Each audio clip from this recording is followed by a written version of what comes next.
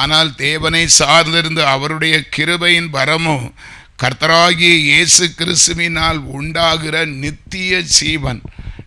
நித்தியமாய் இந்த உலக பிரகாரமான ஓட்டத்திலும் சந்தோஷம் சமாதானமும், மரித்து ஒரு ஆயுசு நாட்கள் முடிந்து மரித்தாலும் நித்திய ஜீவன், நித்தியமாய் நித்திய ராஜ்யத்திலே அவரோடு வாழுகிற ஒரு ஜீவனை கண்டடையத்தக்கதான கிருபையை கர்த்தர் நமக்கு கொடுப்பார். அதைத்தான் இந்த வசனம் நமக்கு ஆழமாக கற்றுக் கொடுக்கிறது. அல்லேலூயா. இது நம்ம ஒரு காரியத்தை பார்க்க போறோம். பிரசங்கி புஸ்தகம் 7வது அதிகாரம் அதனுடைய 8வது வசனம், ஒரு காரியத்தின் துவக்கத்தை பார்க்கிலும் அதன் முடிவு நல்லது, பெருமை உள்ளவனை பார்க்கிலும் பொறுமை உள்ளவன் உத்தமன். அல்லேலூயா. ஒரு மனுஷனுடைய வாழ்க்கை, எங்க வாழ்க்கையை நீங்கள் கவனித்து பாருங்கள். துவக்கத்தை பார்க்கிலும் அதன் முடிவு நல்லது. எங்களுடைய வாழ்க்கை துவக்கம், பிறந்தேன் வளர்ந்தேன், திருமண ஆசி, பிள்ளைகள் பிறந்தார்கள், அப்படி உலக பிரகாரமான வாழ்ந்தேன். துவக்கம் ஒரு மாதிரி நல்லா போனது போலத்தான் இருந்தது. ஆனால் வேதம் சொன்னது போல ஒரு காரியத்தின் துவக்கத்தை பார்க்கலாம் அதன் முடிவு. ஒருவேளை நான் இப்படி சொல்றது உங்களுக்கு ஒரு வித்தியாசமாக கூட இருக்கலாம். ஒரு ரட்சிப்பு கர்த்தருடையது. இரத்தம் சிந்தாமல் ரட்சிப்பு உண்டாகாது, பாவ மன்னிப்பு உண்டாகாது. அப்படியாக எங்கள் குடும்பத்திலே நாங்கள் 5 பேராக இருந்தோம். நான், என் மனைவி, எனக்கு 3 பிள்ளைகள். அப்போ இந்த 5 பேரும் நாங்கள் ரட்சிக்கப்படும்படி கர்த்தர் அநேக நன்மைகளை, கிருபைகளை, ஆச்சரியமான அற்புதங்களை, அதிசயங்களை எங்கள் குடும்பத்திலே நடத்தி எங்கள் சகோதரி மூலமாக செய்து வந்த பிறகும் நாங்கள் மனம் திரும்பாததினாலே கர்த்தர் அவர் இரட்சகர், நமக்கு அறியாமையினாலே அப்படி இருக்கிறோம் என்பதை நன்றாக அறிந்து தெளிவுள்ள தேவன். அதன் பிறகுதான் அவர் ஒரு ஆத்துமாவை அவனையும் ரட்சிக்க பண்ணி, அவனும் என்னுடைய மகனும் சும்மா மறிக்கல, ரட்சிக்க பண்ணி ஆண்டவராகிய இயேசு கிறிஸ்துவை சொந்த இரட்சகராக ஏற்றுக்கொண்டு, இயேசு நல்லவர், இயேசு வாழ வைக்கிற தெய்வம், அவர் எங்கள் குடும்பத்தை வாழ வைப்பார், அவர்தான் உலக இரட்சகர் என்று சொல்லி அவனுடைய பாட புஸ்தகத்திலாம் இயேசுவை குறித்து சரியாக புரிந்து கொண்ட பிறகுதான் அவருடைய பட்சமாய் அவனை ஏற்றுக்கொண்டு. அல்லேலூயா. எனக்கு அன்பானவர்களே, அந்த காரியத்தின் துவக்கம் அவன் மரணத்திலே அவனை எடுத்து அவர் பட்சமாய் வைத்திருக்கிறார்.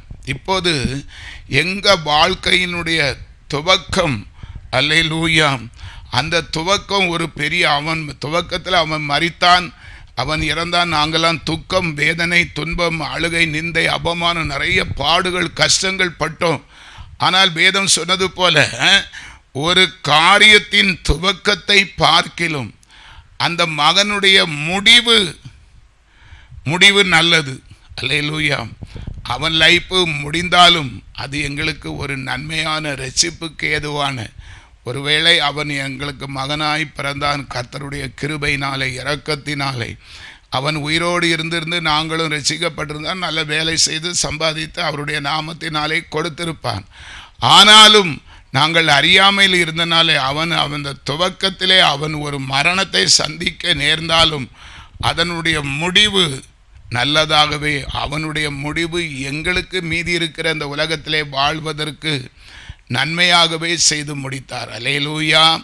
தயவு செய்து பிரியமானவர்களை, கர்த்தர் எது செய்தாலும் அது நன்மைக்கு ஏதுவானதாகவே இருக்கும். அல்லேலூயா.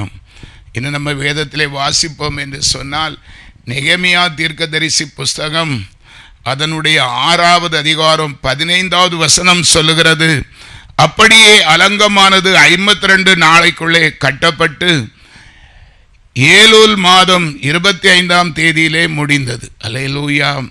நெகேமியா ஒரு பாரமுள்ள மனுஷன். ஆண்டவருடைய ஆலயமாகிய அந்த ஆலயம் இடிக்கப்பட்டு, நேபுகாத்நேச்சர் காலத்தில் இடிக்கப்பட்டு அது கிடந்தபடினாலே அந்த ஆலயத்தை எடுத்து கட்டுவதற்காக நெகேமியா பாரம் எடுத்ததை குறித்து சொல்லப்பட்டிருக்கிறது. அவ்வளவு பெரிய ஆலயம் இடிக்கப்பட்டு சுற்று சுவர்லாம் இடிக்கப்பட்டு கிடக்கிறதை பார்த்து நெகேமியா மனஸ்தாபப்பட்டு ராஜாட்ட அனுமதி வாங்கி அதை கட்டி முடித்தான். பயங்கர எதிர்ப்பு. அந்த கட்டி முடிப்பதற்கு எதிரிகளாய் பிசாசு மூலமாக அவனுக்கு அநேக எதிர்ப்புகள் இருந்தாலும் கர்த்தர் அவன் பட்சத்திலே இருந்தபடினாலே எண்ணி 52 நாளைக்குள்ளே அந்த ஆலயத்தை அவன் கட்டி முடித்தான் என்று சொல்லப்பட்டிருக்கிறது. பிரியமானவர்களே, ஒருவேளை அது பல மைல் நீளமாய் கூட இருந்திருக்கலாம். அந்த ஆலயம் அவ்வளவு பெரிய ஆலயம், சாலமோன் கட்டின ஆலயம். பிரியமானவர்களே, அப்போ ஆண்டவர் துணை இருந்தார். இதே போல 52 நாளைக்குள்ளே அல்லேலூயா சோத்திரம் அது கட்டப்பட்டு அந்த அலங்கம் கட்டப்பட்டு முடித்தது என்றால் நம்முடைய வாழ்க்கையிலும் தடைப்பட்டு இருக்கிற சில காரியங்களை ஆண்டவர் அதை சீக்கிரமாக நமக்கு நன்மையாக செய்து முடிப்பார். வாக்கு அப்படித்தான் சொல்லுகிறது. அன்னாள் தன்னுடைய பிள்ளை இல்லாதபடினாலே அவள் மிகவும் மனம் கசந்து தேவ சமூகத்திலே அழுத போது வேதத்தை வாசித்து பாருங்கள். அன்னாளுக்கு சில நாளைக்குள்ளே கர்த்தர் அவளுக்கு சாமுவேல் என்கிற ஒரு குமாரனை அவர் ஜெனிப்பிக்க செய்தார். அல்லேலூயா. நம்முடைய ஆண்டவரை பற்றி கொண்டு ஒருவேளை வாழ்க்கையிலே கஷ்டம், நஷ்டம், பாடு, கண்ணீர், அழுகை, நிந்தை, அவமானம், ஏமாற்றங்கள், எதிர்பார்த்த நன்மைகள் குறைவுபட்டபடினாலே சோர்ந்து போய் இருக்கலாம். கர்த்தரை நம்பி அன்னாள் செபித்து நன்மையை பெற்று கொண்டது போல பாழடைந்து இடிந்து கடந்த அலங்கோலமாய் கடந்த அந்த எருசலேமை கட்டி முடிக்க நெகமியா கர்த்தருக்குள் தீர்மானம் எடுத்து அவன் ஆயத்தப்பட்டான். அவன் மூலமாக கர்த்தர் 52 நாளைக்குள்ளே கட்டி முடித்தது போல நம்முடைய வாழ்க்கையிலும் நம்முடைய பிள்ளைகளுடைய வாழ்க்கையிலும் நடக்க முடியாத காரியங்களை அவர் செய்து முடிப்பார். பிரியமானவர்களே, தேவனால் கூடாதது உலகத்தில் ஒன்றுமே இல்லை. அவரால் எல்லாமே செய்ய முடியும். அல்லேலூயா. பாருங்க, நீதிமொழிகள் புஸ்தகம் 23வது அதிகாரம் 18வது வசனம் சொல்லுகிறது, நிச்சயமாகவே முடிவு உண்டு, உன் நம்பிக்கை வீண் போகாது. அல்லேலூயா. மகன் மரித்து போனான், எல்லாம் முடிந்தது, நம்ம வாழ்க்கையே முடிந்தது, இனி இந்த உலகத்தில் வாழவே முடியாது. அப்படித்தான் நாளாம் நிறைய நாள் தற்கொலை செய்வதற்கெல்லாம் நாங்கள் குடும்பமாக முடிவெடுத்த நாட்கள் உண்டு. கர்த்தர் நம்மை சாக கொடுக்காத தேவன். சாக கொடுப்பதற்காக அவர் ரத்தம் சிந்தவில்லை. பிரியமானவர்களே, இன்னும் ஒரு சின்ன சாட்சி சொல்ல முடியும். 2020 19 நாட்களில் கொரோனா பீரியடு. என்னுடைய மகள் திருநெல்வேலி மெடிக்கல் காலேஜிலே அவள் பணி செய்து கொண்டு இருந்தாள். அப்போது அங்கே பயங்கர கொரோனா, அந்த சைடு வண்ணாரப்பேட்டை அந்த பக்கம்லாம் பயங்கர கொரோனா ஸ்பீடான நேரம். நாங்கள் இங்கே நாகர்கோயிலில் இருக்கிறோம். அவளுக்கு பாசு கிடைக்கல. அவளுக்கு அங்கே வேலை அங்கே ஆயத்தமாக இருந்ததுனால அங்கே பணி செய்ய வேண்டிய கட்டாயம் அல்லேலூயா இருந்தது. நாங்கள் கண்ணீரோடு செபித்தோம். ஆண்டவர் என் மனைவி மூலமாக தரிசனமாகி அல்லேலூயா சோதரம் அல்லேலூயா நிச்சயமாக முடிவுண்டு, உன் நம்பிக்கை வீண் போகாது, நீ என்னை நம்பியிருக்கிறாய், நிச்சயமாக உன் மகளை நான் பாதுகாப்பேன், உனக்கு மகளுக்கோ உங்களுக்கோ ஒரு தீங்கும் வராது என்று கர்த்தர் சொன்ன அந்த வாக்கின்படி ஒரு தீங்கு வராதபடி 2021 சமாதானமாய் ஊருக்கு வர ஆண்டவர் கிருபை செய்தார். பிரியமானவர்களே, ஒருவேளை கர்த்தரை நம்புகிறவர்களுக்கு நிச்சயமான முடிவு உண்டு. கர்த்தரை நம்புகிறவர்கள் நம்முடைய நம்பிக்கை கர்த்தர் ஒருபோதும் வீணாக விடமாட்டார். அல்லேலூயா. வேதம் சொல்லுகிறது, கர்த்தருக்கு காத்திருக்கிறவர்கள் வெட்கப்பட்டு போகாதபடி செய்கிற நம்முடைய ஜீவனுள்ள தேவன். இன்னும் நம்ம வேதத்தை வாசித்தால் ஆபகுக் தீர்க்கதரிசி புஸ்தகம் 2வது அதிகாரம் 3வது வசனம் சொல்லுகிறது, குறித்த காலத்துக்கு தரிசனம் இன்னும் வைக்கப்பட்டிருக்கிறது, முடிவிலே அது விளங்கும், அது பொய் சொல்லாது, அது தாமதித்தாலும் அதற்கு காத்திரு, அது நிச்சயமாய் வரும், அது தாமதிப்பதில்லை. அல்லேலூயா. குறித்த காலத்துக்கு தரிசனம் இன்னும் வைக்கப்பட்டு இருக்கிறது, அது முடிவிலே விளங்கும். கர்த்தர் ஒரு வாக்கு சொன்னால் அதை கண்டிப்பாக நிறைவேற்றுவார். பிரியமானவர்களே, சில வாக்கானது சற்று தாமதமாகும். ஆபிரகாமை ஆண்டவர் 75 வயதிலே நான் உன்னை பெரிய ஜாதியாக்குவேன், சந்ததிகளை வானத்து நட்சத்திரங்களைப் போல பெருக பண்ணுவேன் என்று சொல்லி அழைத்தார். ஆனால் அந்த அழைப்பு எப்போது நிறைவேறிற்று? 25 வருஷம் அவனுக்கு ஒரு ஈசாக்கை கொடுத்து பெருக செய்தார். எனக்கு அன்பானவர்களை, கர்த்தர் ஒருபோதும் பொய் சொல்லுகிற தேவன் அல்ல. குறித்த காலத்துக்கு தரிசனம். அந்த காலங்கள் வரும்போது நிச்சயமாய் கர்த்தருடைய வார்த்தை நிறைவேறும். வானம் பூமி அழிந்து போனாலும் கர்த்தருடைய வார்த்தை ஒருபோதும் அழிந்து போகாது. எங்களுக்கு சொன்ன மனைவி மூலமாக சொன்ன அனைத்து வாக்கு தத்தங்களும் எங்கள் வாழ்க்கையிலே நிறைவேறி இருக்கிறது. பிரியமானவர்களே, கர்த்தர் நல்லவர். பாருங்கள், மகளுக்கு, மூத்த மகளுக்கு திருமணம், கையில் பைசா ஒன்றுமே கிடையாது. ஆமாம், டாக்டர் சம்பந்தம் கர்த்தர் தருவேன் என்று சொன்னார். காத்திருந்தோம். இடையில எத்தனையோ பிரச்சனைகள் சம்பந்தம் உலக பிரகாரமாக வந்தும் கர்த்தர் அதை மாற்றி, அந்த வேளை கர்த்தர் சொன்ன தீர்க்க தரிசன வேளை, அந்த வேலைக்காக காத்திருந்தோம். கர்த்தர் சொன்னதை என் மூத்த மகளுக்கும் இளைய மகளுக்கும் அற்புதமாக அவர் செய்து முடித்தார். அல்லேலூயா. இந்த சத்தத்தை கேட்டுக்கொண்டிருக்கிற உங்களுக்கும் அவர் நன்மை செய்ய திராணி உள்ள தேவனாய் இருக்கிறார். தேவ சொன்ன தரிசனம் தாமதமானாலும் அர்த்தம் காத்திருப்போம். அல்லேலூயா, சோதரம், அது முடிவிலே விளங்கும் என்று சொல்லப்பட்டிருக்கிறது. யோவான் சுவிசேஷம் 19வது அதிகாரம் 28வது வசனம். அதன் பின்பு எல்லாம் முடிந்தது என்று இயேசு அறிந்து வேத வாக்கியம் நிறைவேறத்தக்கதாக தாகமாயிருக்கிறேன் என்றார். அல்லேலூயா. ஆண்டவர் நமக்காக சிலுவையிலே கர்த்தர் தன்னை ஜீவ பலியாக ஒப்பு கொடுத்த காலம்.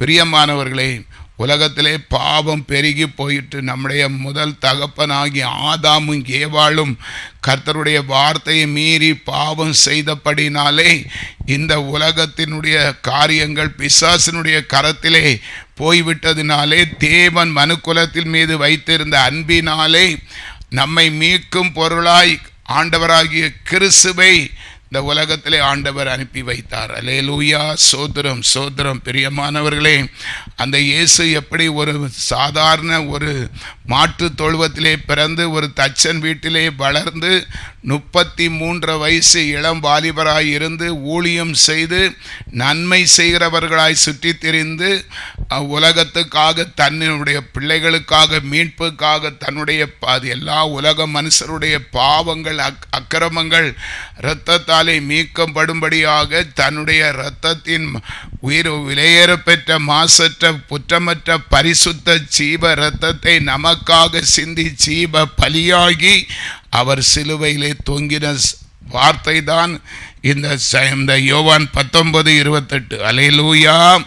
அவர் சிலுவையிலே தொங்கி தாகத்தோடு இருந்து அந்த கசப்பான காடி, இந்த உலகத்திலே வந்த கசப்புகளை எல்லாம் அவரே வாங்கி குடித்து, கசப்புகள் விசுவாச பிள்ளைகள் வாழ்க்கையிலே வந்துவிடக்கூடாது என்று சொல்லி அந்த கசப்பான காடியை வாங்கின பின்பு எல்லாம் முடிந்தது என்று இயேசு அறிந்து வேத வாக்கியம் நிறைவேறத்தக்கதாக தாகமாயிருக்கிறேன் என்று அந்த காடியை வாங்கி குடித்தார். இந்த 29வது வசனம் யோவான் 19:29. காடி நிறைந்த பாத்திரம் அங்கே வைக்கப்பட்டிருந்தது.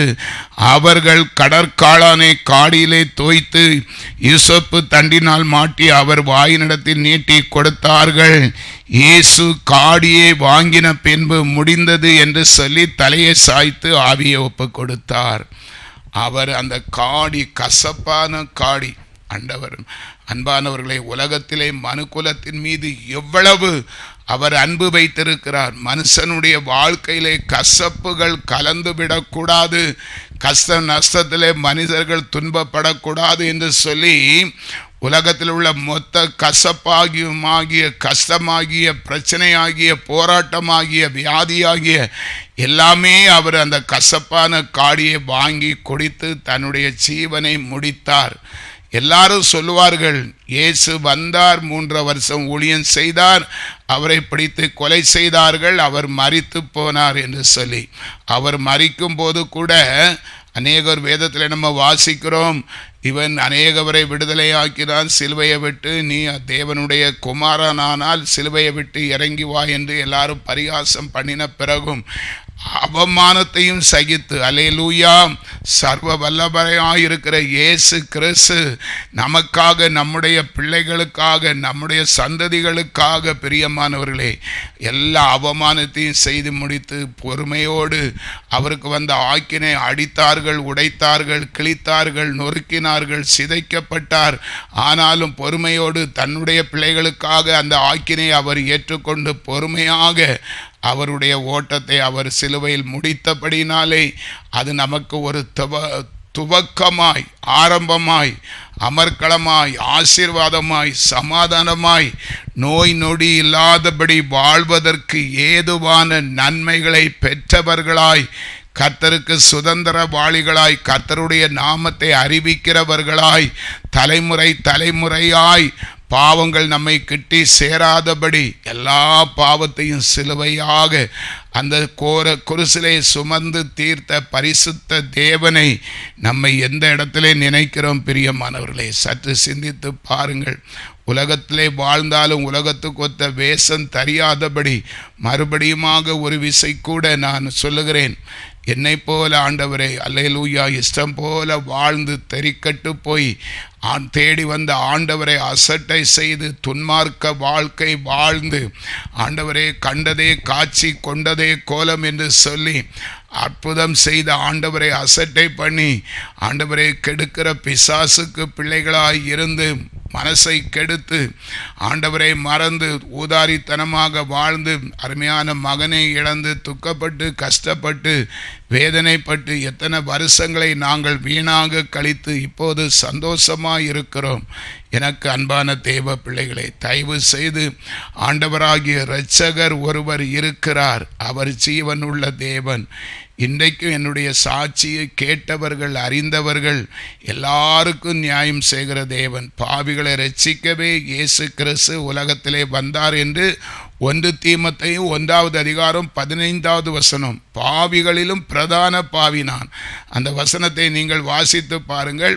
பாவிகளை ரட்சிக்கவே இயேசு கிறிஸ்து உலகத்திலே வந்தார். அந்த பாவிகளிலும் பிரதான பாவியாகிய என்னையும் ஆண்டவர் ரட்சித்தார். எந்த ஒரு மனுஷனும் பரிசுத்த வேதாகமத்தை கிழிக்கவே மாட்டான். நான் அந்த பாவத்தை செய்தும் ஆண்டவரை தூசித்தும் துன்பப்படுத்தியும் தேவ நாமத்தை மறுதலித்தும் ஊழியக்காரர்களை அடித்தும் அப்படியாக வாழ்ந்த என்னையே மீட்டு அற்புதம் செய்து இன்னைக்கு ஆண்டவருடைய மகன் பிள்ளையாக ஆண்டவருக்கு தொண்டு செய்கிற கிருபையை கொடுத்து சமாதானத்தை கொடுத்து தேவைகளை சந்தித்து பிள்ளைகளை ஆசீர்வதித்து தலைமுறைகளை காண செய்து பாக்கியமாக வைத்து அல்லேலூயா ஒரு நன்மையும் குறைந்து போகாதபடி கிருபை அளித்து கொண்டிருக்கிற தேவனைத்தான் அல்லேலூயா சொல்லுகிறோம். பிரியமானவர்களை, சிலுவையிலே அவர் முடித்தார். நமக்காகவே அவருடைய வாழ்வை அவர் முடித்தார்.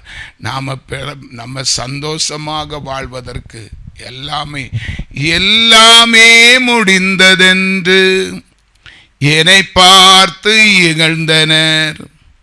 இனி என்றும் எழும்புவதில்லை என்று சொல்லி நகைத்தனர். எல்லாமே முடிந்ததென்று என்னை பார்த்து இகழ்ந்தனர். இனி என்றும் எழும்புவதில்லை என்று சொல்லி நகைத்தனர். ஆனாலும் நீங்கள் என்னை கண்ட விதம் பெரியது. என் உலகின் பெருமை எல்லாம் ஒவ்வொருவருக்குரியதே. ஆனாலும் நீங்கள் என்னை கண்ட விதம் பெரியது. என் உயர்வின் மேன்மை எல்லாம் ஒவ்வொருவருக்குரியதே. நீர் மட்டும் பெருகணும், நீர் மட்டும் பெருகணும், நீர் மட்டும் இயேசுவே. நீர் மட்டும் பெருகணும், நீர் மட்டும் பெருகணும், நீர் மட்டும் இயேசுவே. ஹல்லேலூயா. ஆண்டவர் சிலுவையிலே மரித்த போது இயேசு வந்தார், ஊழியம் செய்தார், மரித்தார் என்று உலக மனுஷர்கள் பரியாசம் பண்ணுகிறது போலத்தான் என்னுடைய மகன் மரித்த நாட்களிலே எல்லாரும் அப்படி சொன்னார்கள். பிரியமானவர்களே, இந்த மகன் மீது இவர்கள் பாசமாக இருந்தார்கள். இனி இவர்களுடைய லைஃப்பும் என்ன செய்து தொலைந்து போச்சு, இவர்களும் தற்கொலை செய்து கொள்வார்கள், இந்த குடும்பத்தின் மொத்த வாழ்க்கையும் முடிந்தது என்று சொல்லிதான் அநேகவர்கள் எண்ணிக்கொண்டு இருந்தார்கள். பிரியமானவர்களே, ஆனால் இது முடிவல்ல, ஆரம்பம் என்று சொல்லி கர்த்தருடைய நாமத்தினாலே இன்றைக்கு கர்த்தர் எல்லாவற்றையும் செய்து முடித்தார்.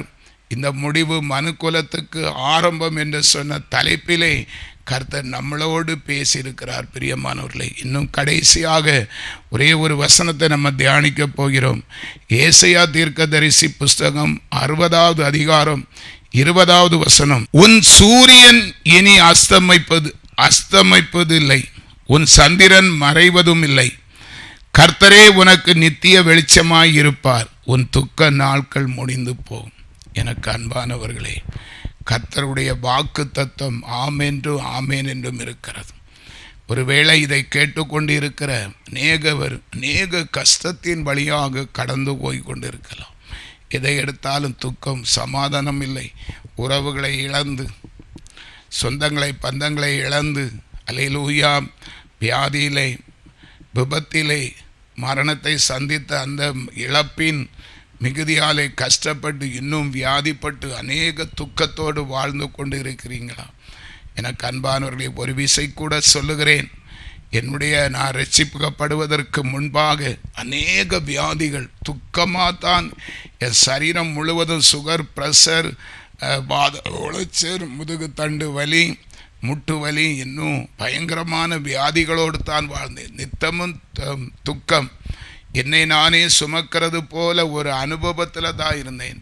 ஆனால் ஆண்டவராகிய இயேசு கிறிஸ்துவை சொந்த இரட்சகராக அறிந்த நாள் முதல் சகல வியாதியையும் கர்த்தர் என்னை விட்டு அகற்றியிருக்கிறார். ஒரு வசனம் கூட உண்டு, 1 கொரிந்தியர் 1வது அதிகாரம் 24வது வசனம். தேவன் யாரை அழைத்தாரோ அவர்களுக்கு தேவ பலனும் தேவ ஞானமுமாயிருந்து நடத்துகிறார். சொற்ப படிப்பு படித்தவன் தான், ஞானத்திலே குறை உள்ளவன், சரீர பலவீனத்திலே அதிகமாய் பலவீனப்பட்டவன். பிரியமானவர்களே, ஆண்டவராகிய இயேசு கிறிஸ்துவை சொந்த இரட்சகராக ஏற்றுக்கொண்டபடினாலே கர்த்தர் எங்கள் குடும்பத்திலே எங்களுடைய துக்கம், எங்கள் சரீரத்திலே இருக்கிற பலவீனத்தை மாற்றி, அல்லேலூயா, ஒரு நன்மையும் குறைந்து போகாதபடி, அல்லேலூயா, சுகர், பிரஷர், சுகர் வந்து யாருக்காவது திரும்பி போயிருக்கிறதா? எனக்கு போயிருக்கிறது. கர்த்தருடைய நாமத்தினாலே சொல்ல முடியும். 2007 ஆண்டவரை அறிந்த புதுசுலாம் பயங்கரமான சுகர், 300 பாயிண்ட்டுக்கு மேலிருந்த சுகரை இன்றைக்கு அண்டையிலிருந்து செபித்து கண்ணீரோடு பாரப்பட்டு உபவாசித்து செபித்த அந்த நாளை ஆண்டவர் சந்தோஷமாய் சுகந்த வாசனையாய் ஏற்றுக்கொண்டு, பிரியமானவர்களே, அந்த போன சுகர் இன்றைக்கும் காணாதபடிக்கு அல்லேலூயா சுகமாக வைத்திருக்கிறார். எத்தனையோ சாட்சிகள் சொல்லிக்கொண்டே இருக்கலாம். இன்னைக்கு எங்கள் துக்கத்தை நினைக்க கூட நேரமில்லாதபடி, அல்லேலூயா, துக்கம்னா என்னன்னு கூட அறிய முடியாதபடி எங்களுக்கு வந்த நஷ்டங்கள், இழப்புகளாம் ஒரு கனவு காண்கிறது போல. அல்லேலூயா, சோதரம். ஏன் அப்படி சொல்லுகிறேன் என்று சொன்னால், மரித்த என்னுடைய பிள்ளை அவன் கர்த்தருக்குள் மரித்ததினாலே பரதேசிலே அவருடைய ராஜ்யத்திலே அவன் உயிரோடு இருக்கிறான் என்கிற உண்மையை தெளிவாக வேத வசனத்தோடு தரிசனத்தோடு கர்த்தர் எங்களுக்கு வெளிப்படுத்தி இருக்கிறபடினாலே அந்த ஜீவனுள்ள தேவனை நாங்கள் முற்றிலும் நம்பி விசுவாசித்து இருக்கிறதுனாலே அவன் மரித்து போன நாட்களை துக்க நாட்கள் என்று நாங்கள் எண்ணிக்கூட பார்க்க கர்த்தர் எங்களுக்கு அதை வைக்கவில்லை. பிரியமானவர்களே, எல்லாரும் சொல்லுவாங்க, 2006 ஜனவரி 1ஆம் தேதி என் மகன் மரித்தான். உலக மனுஷருக்கு அந்த நாள் ஒரு முடிவு உள்ள நாள். அல்லேலூயா, அது மறக்க முடியாது. உலக மனுஷராய் இருந்தால் யாருக்கும் மறக்க முடியாது. அது இயல்பு தான், இயற்கை தான். ஆனால் பிரியமானவர்களே, அந்த துக்கத்தை நாட்களை முடித்திருக்கிறார். என் பிள்ளை 2006 மரித்தான், அவனுடைய வாழ்க்கை முடிந்தது, அது அவன் இழப்பு என்று எண்ணக்கூட நேரம் இல்லாதபடி இன்றைக்கு இருக்கிற சூழ்நிலையிலே கர்த்தர் எங்களை அபரிதமாய் அற்புதமாய் நிச்சயமாய் சுதன் உயிரோடு இருக்கிறான், கர்த்தருடைய சந்நிதியிலே இருக்கிறான். அவன் ஆண்டவர் வருகையிலே அவன் கிறிஸ்துவுக்குள் எழுந்து வருவான். பின்பு உயிரோடு இருக்கிற கர்த்தருக்கு ஊழியம் செய்கிற நாமளும் ஒருவேளை மரித்தாலும் கால தாமதமாய் மரித்தாலும் அவரோடு கூட எழுப்பப்படுவோம். அவனோடும் தேவனோடும் நித்திய ராஜ்யத்திலே சந்தோஷமாய் இருப்போம் என்கிற அசைக்க முடியாத நம்பிக்கையிலே உத்தரவாதத்தோடு சொல்லுகிறேன். எங்களுடைய துக்கத்தை எல்லாம் ஆண்டவர் முடித்திருக்கிறார். அல்லேலூயா. அவர் சொன்னது போல உலக பிரகாரமான சூரியன் சந்திரன் அல்ல, கர்த்தரே நமக்கு வெளிச்சமாய், அவர் சூரியனாய் சந்திரனாய் உலகத்தில் இருக்கிறது போல அல்ல, நித்திய வெளிச்சமாய் நித்தியம் பிரகாசிக்கிற தேவனாய் எங்கள் வாழ்க்கையிலே அவர் நடத்தி கொண்டு வருகிறார். எங்கள் துக்க நாட்களை முடித்து சந்தோஷத்தை கொடுத்த தேவ நாமத்தினாலே நாங்கள் சாட்சியாய் இருக்கிறோம். பிரியமானவர்களே, இதே கிருபையை இதை கேட்டுக்கொண்டிருக்கிற உங்களுக்கும் செய்ய ஆண்டவர் வல்லவரும் நல்லவரும் போதுமானவராய் இருக்கிறார். தயவு செய்து தேவ சமூகத்திலே நம்ம ஆண்டவரை நோக்கி செபிப்போமா? கர்த்தருடைய நாம மகிமைப்படட்டும். ஆண்டவரே, கர்த்தராஜ் தேவனே, நாங்கள் உம்மை துதிக்கிறோம், சோத்தரிக்கிறோம். ஆண்டவரே, அல்லேலூயா. சோதரம், ஒரு மனுஷனுடைய ஆரம்பத்தை பார்க்கிலும் முடிவு நல்லது என்று வேதத்தின்படி கர்த்தாவே எங்கள் வாழ்க்கையிலே நடந்த சம்பவங்கள் துன்மார்க்கமாய் வாழ்ந்து ஆண்டவரை மறுதலித்து ஆண்டவரே கசப்பான அனுபவத்திலே கடந்து போனாலும் தேவனாகிய கர்த்தர் எங்கள் மீது இரக்கமாய் அன்பு வைத்தபடினால் பெரிய கொடிய மரணம் எங்கள் வாழ்க்கையிலே பிள்ளை மூலமாக வந்தாலும் அதை ஆண்டவரே மரணத்தை ஜெயமாக விழுங்குகிற தேவனாகிய கர்த்தர் அவனை ரட்சிக்க பண்ணி உம்முடைய பட்சத்திலே வைத்து அந்த காரியத்தை வெளிப்படுத்தி நாங்களும் மனம் திரும்பி குணப்பட்டு இந்த பூலோகத்திலே ஒரு சாட்சி உள்ள வாழ்க்கை வாழ்ந்து ஆண்டவருக்கு சொந்த சனமாய் ராஜரீக ஆசாரிய கூட்டமாய் பரிசுத்த சாதியாய் சாட்சி உடையவர்களாய் வாழ்ந்து உமக்கு சொந்த ஜனமாய் நீர் வைத்திருக்கிற அன்புக்காக ஸ்தோத்திரம். ஆண்டவரே, இப்படியாய்ப்பட்ட சூழ்நிலையிலே கஷ்டத்தோடும் நஷ்டத்தோடும் வாழ்க்கையிலே கேள்விக்குறியோடு இனி பிழைப்போமா மரிப்போமா என்கிற நிலையில் இருக்கிறவர்கள் ஆண்டவராகிய இயேசுவை சொந்த இரட்சகராக ஏற்றுக்கொண்டால் அது மரணம் முடிவு மரணம் அல்ல, கஷ்டம் முடிவல்ல, வேதனை முடிவல்ல, வியாதி முடிவல்ல. கர்த்தர் இதிலிருந்து ஒரு புதிய ரட்சிப்பை புதிய ஜீவனை கொடுத்து ஆரம்ப நாட்களை அமர்க்களமாய் கிறிஸ்துவுக்குள் நம்மை நடத்துவார் என்று நம்பிக்கையோடு காத்திருக்கிற பிள்ளைகளுக்கு கர்த்தாவே ஆண்டவரே கசப்பான அனுபவங்களை மாற்றி முடிவை மாற்றி தெளிவை துவக்கமாய் ஆரம்பமாய் அமர்க்களமாய் கொடுத்து ஆசீர்வதிப்பதற்காக உமக்கு ஸ்தோத்திரம். உம்முடைய நாமம் மகிமைப்படுவதற்காக உமக்கு நன்றி. உம்முடைய கரத்திலேயே ஒப்பு கொடுக்கிறோம். கர்த்தர் வல்ல பெரிய காரியங்களை செய்வீராக. உம்முடைய நாமம் மட்டும் மகிமைப்படட்டும். இயேசு கிறிஸ்துவின் ஈடு இணையற்ற என்ப நாமத்தில் செபிக்கிறோம். தாழ்மையின் செபம் கேளும் ஜீவன் உள்ள நல்ல பிதாவே. ஆமென், ஆமென், ஆமென்.